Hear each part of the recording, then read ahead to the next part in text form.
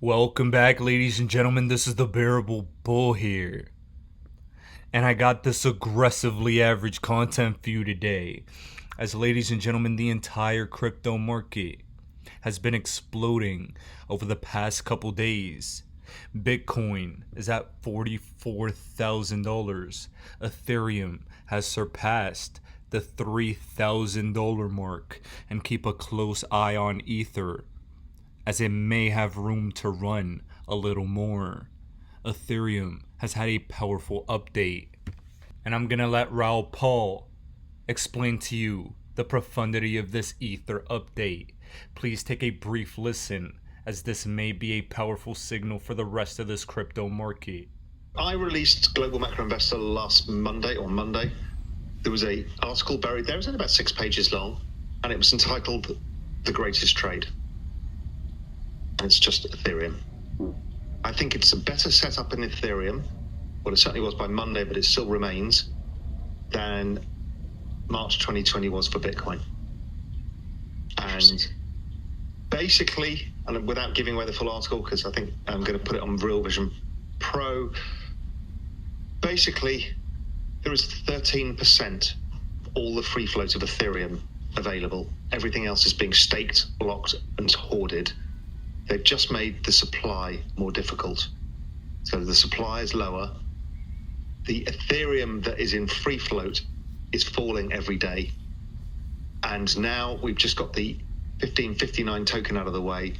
Most people are going to start staking the ETH that they hold. And there is no ETH available. And demand is going exponential.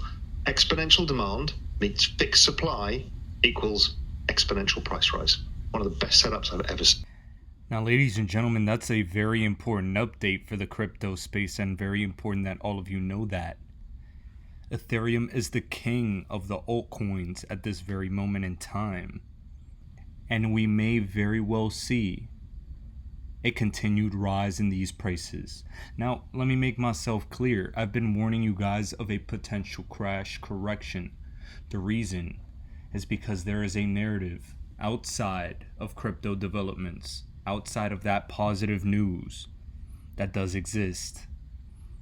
We see the Congress and Senate putting out a lot of information. Crypto is in different infrastructure bills. There's a lot of back and forth negotiation. And this may be one of the most crucial moments in cryptocurrency history.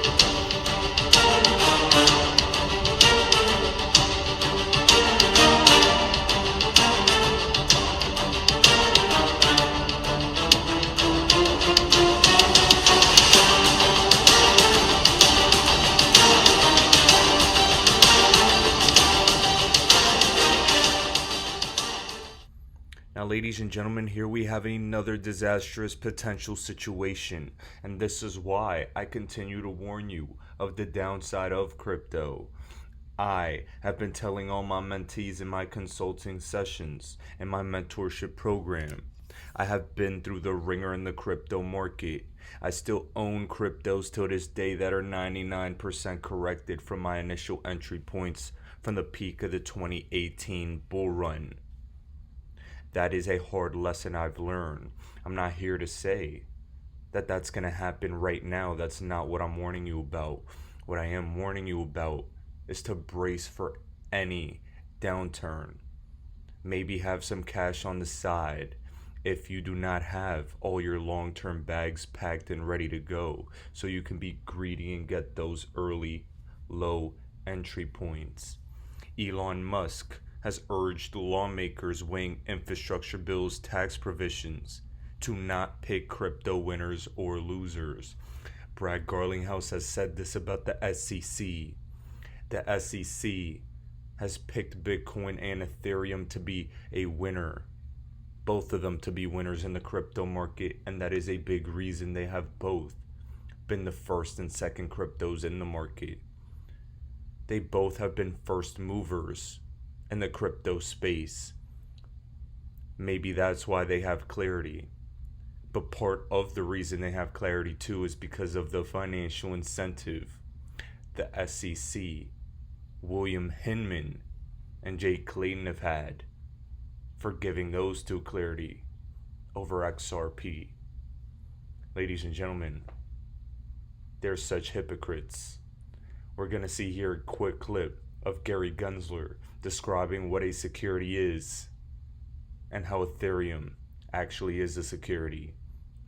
Now, I want Ether to succeed, and I think this is what's going to break the camel's back and eventually give the rest of the crypto space clarity, at least the ones that are compliant. But guys, for right now, we are still in limbo, waiting. I want you guys to listen to the hypocrisy. This is going to be the reason our XRP gets freed from the SEC's grasp. You just described some crypto as securities. Which ones do you think of as securities? It's pretty clear, and the Supreme Court has actually spoken about this many times. If somebody is raising money, selling a token, start the Ether presale in a couple of weeks. So the Ether presale will be an opportunity for anyone to purchase Ether. Where Ether is the internal currency inside of the Ethereum system, sort of like the XRP and Ripple. And the buyer is anticipating profits. What we're hoping is that sort of similar to what happened with Mastercoin. If that slice is something like 20%, and then the value of Ether goes up by 5, then we basically have the entire initial BTC that we got all over again. Based on the efforts of that group. About 100 people that are working on Ethereum right now. Myself leading the protocol design. And we also have branding teams, we have marketing teams. That fits into something that's a security. Partially in order to better flesh out the business plan, partially in order to better flesh out the terms, partially for legal reasons. Ladies and gentlemen, I don't know about you, but to me that sounds like Ethereum started off as a security. So why the clarity for Ether but a lawsuit for XRP? Ladies and gentlemen, this is politics. This is financial incentive and corruption. No ifs, ands, or buts about it. It seems to me they muddied the waters of regulatory clarity. The SEC's incompetence cannot continue. Gary Gensler says there's already clarity in the crypto markets. Brad Garlinghouse says fire's back. No, there's not. It's actually getting worse. Regardless, I have plenty of hope for all of you. This crypto market is ticking up in value. And we do have some chart analysts that are saying we may very well be rising on the way up right now. And if that's the case, we will take some profits because we learned some hard lessons, right? Ladies and gentlemen, it's not just going up forever in a straight line, right? I remember in March, April, and May, I was warning as we were rising, there's going to be an over 50% correction. I remember a comment specifically saying, "Oh, bull, I can't watch you anymore because you're taking away the fun of the bull run." I remember that comment so vividly because now after that correction has executed itself, we have people in my mentorship program saying, "Man, I wish I would have taken profits when you have said." Ladies and gentlemen, that's the difference between an emotional investor and someone who's going to win. I am not self-righteous when it comes to crypto. I'm not going to hold every single crypto into infinity and beyond. I just want everyone's personal lives to improve. Don't get sucked into the game. Let's make our lives better. That's the only goal. That's the reason we're here. Right? Keep that in mind. You could have had X amount of money at the peak of that little mini calf walk. I like to call it a calf walk because that was not the bull run yet. You see, what that was is for the newbies, the new retail investors that maybe have a month worth of experience to get their training wheels off. You see, the massive upside to crypto has been experienced, but that wasn't anything. Now that you have your training wheels off and are better prepared for the next uptrend, trust me when I tell you, that hard lesson has been learned and you are more likely to take some money out. Keep that in mind. The people that will be telling you to take profits along the way up will be the same people you'll thank plenty of years from now. The accelerated process of seeing everyone's mistakes and everyone's experience after that baby calf walk was powerful. And trust me when I tell you, plenty more people will succeed because of it. The volatility in crypto is scary, but we've already seen the downside potential. The upside is closer than we could imagine. And I want you all to mentally prepare for that life-changing wealth. Guys, one of my favorite chart analysts, Rob Art, is showing you a similar pattern that was executed right before the massive all-time high XRP experienced in 2018. Is this another situation where in a few days, weeks, or maybe months, we're going to complete this pattern and rise up yet again? Possibly. It may take a little longer, but it does not matter. I want to ensure all of you, XRP has not reached its all-time high yet, and it will. It will also surpass it this bull cycle. I expect a minimum from this price, a minimum of a 10x return. And that is not financial advice. I am not a financial advisor, but I am just someone who's extremely confident in the quality and ROI that I am about to receive. Please brace for it and prepare in advance for what's going to happen. Now, ladies and gentlemen, this is something very important that we always need to keep in mind. Proof of work doesn't work, and Ethereum Classic has been a consistent victim of this. We saw this again recently with Bitcoin SV suffering a massive 51% attack. Proof of work doesn't work. Just imagine if this happened to Bitcoin. That is why XRP will eventually be the king of the crypto space when it's all said and done. The reason I'm discussing this and the reason I'm bringing this up is because this infrastructure bill that these politicians are trying to make is actually benefiting proof of work. But Brian Armstrong, the CEO of Coinbase, has been saying that this infrastructure bill, if it passed the way it is, could very well unintentionally push more innovation offshore. This, along with the SEC and their lack of clarity, is another powerful catalyst we need to keep our eyes on. Gary Gensler made it clear today. He thinks crypto is under his control. He's eager to expand the power of the SEC. And he said that the law is clear based on 75 enforcement actions, but seems to be walking back clarity on Ether. This is all so important. The crypto market is looking ugly right now, as far as the background, as far as the regulation. But the prices continue to shoot up. It seems like crypto doesn't care. And trust me, I don't either. I have to report to you what I believe could happen. A potential downside. But if we continue to see crypto run up like it doesn't give a damn about anything, that'll be something spectacular to behold. Ladies and gentlemen, This is a powerful moment in history. Will we go up?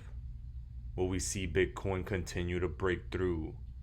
Will we see Ether continue to experience a supply shock? Will we see XRP reach new all-time highs and potentially settle this lawsuit?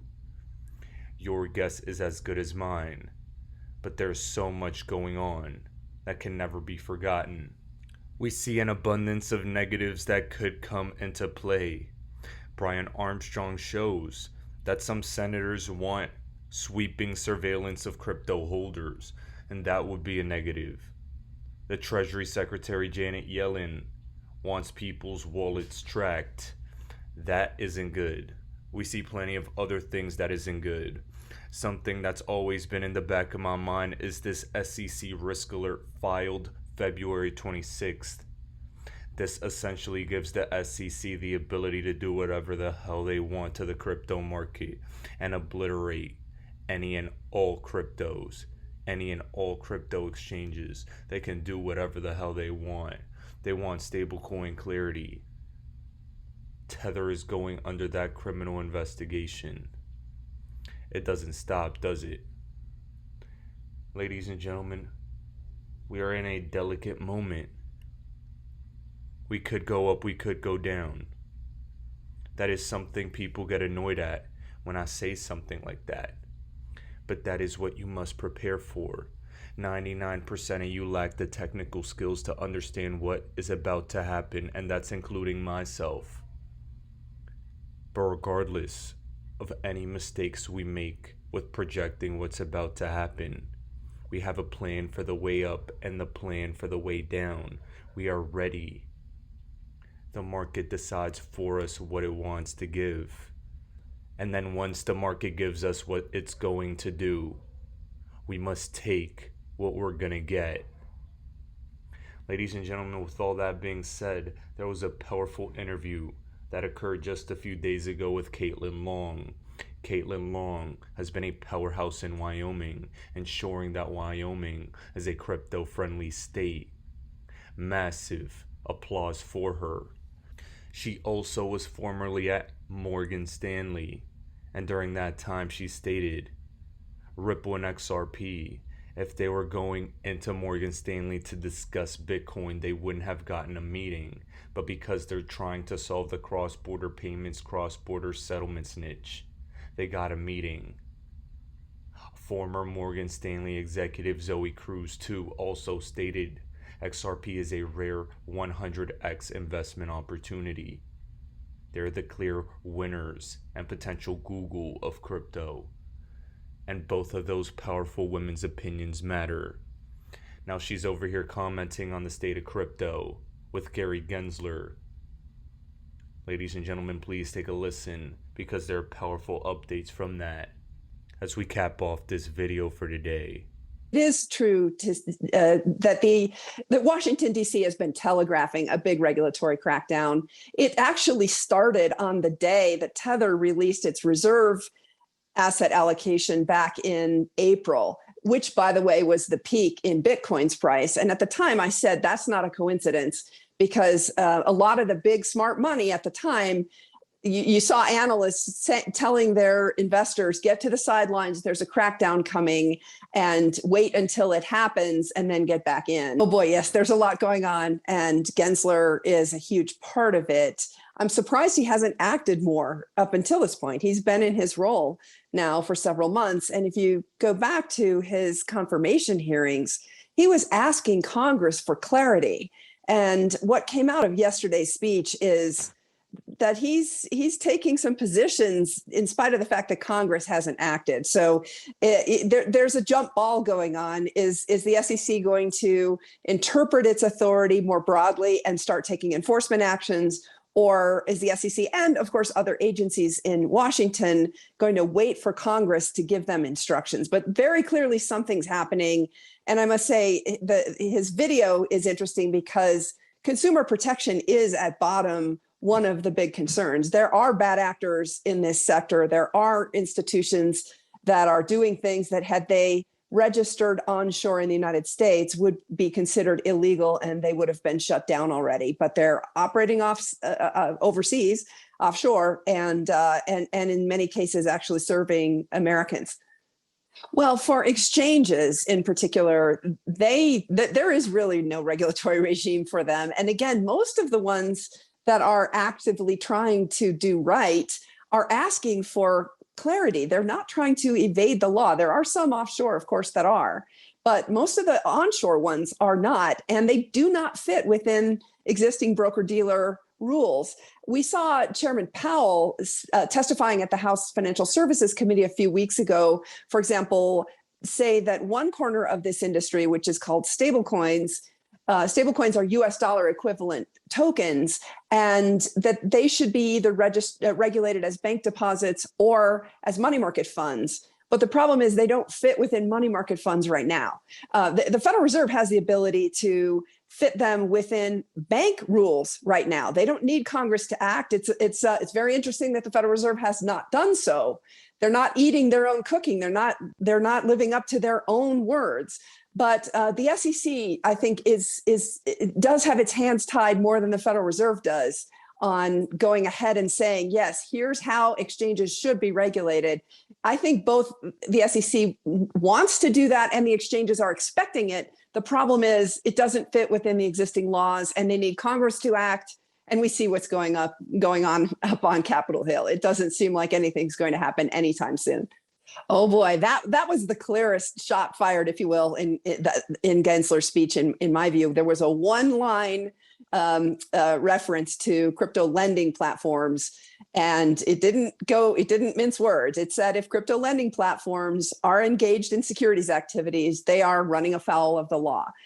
It's interesting because we have seen enforcement actions by state securities regulators. I think now we're up to 5 states in the last week or so against one of the crypto lending platforms in the United States. But the SEC itself has not gotten involved. And yet Gensler had that one line in his speech. It does seem that there's coordination happening among the regulators. It is worth noting, though, one of the things that I think is difficult for folks who haven't been around and don't have the proverbial gray hair to understand is that the SEC has 5 years to go after bad actors here. They can take their time, whether you think that's fair or not. That's what the law is. And in the case of the Ripple lawsuit by the SEC, it took them 8 years. And the reason that they kept going for 3 years after the statute of limitations expired is that they had apparently agreed with Ripple to toll the statute of limitations to give themselves extra time. I actually think they need to act. I don't think those kinds of behaviors are helpful. To sue someone 8 years later over something that might actually be a valid dispute. The law is not clear in some of these areas. But the SEC, just because they have not acted yet, it absolutely does not mean they won't. I think they will. They take their time and they get their ducks in a row first.